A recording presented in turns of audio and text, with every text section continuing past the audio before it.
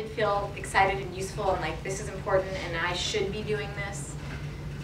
But I had a lot of joy in it as well. But unfortunately, the balance of my emotions were around feeling guilty or even shameful about my own relative middle-class American wealth, feeling compelled to do it because I wanted to sort of buy my distance from these sad stories of desperation and sadness and suffering and you know, all the things that you hear in nonprofit brochures or late night infomercials or whatever that that sort of beg you to get involved, because if you don't, then right now this person is going to fill in the blank, some horrible suffering.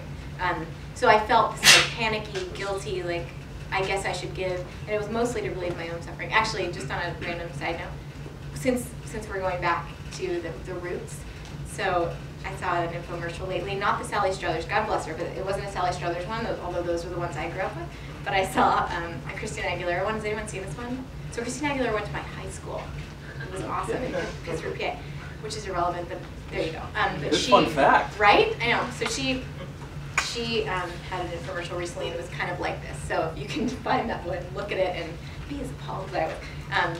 Because it's very much in this vein of like, I'm sitting here in the middle of some village, and here are all the poor people around me, and if you don't give right now, everyone here is going to die. I mean, it's not quite that bad, but it's basically like that. So that, unfortunately, was, and I'm kind of wound up and excited to be here, so I don't mean to be saying this so flippantly, but I also just want to get the answer out. So that sense overrode a lot of the joy that I think could have been there and should have been there in my involvements, volunteering or giving or whatever I was doing.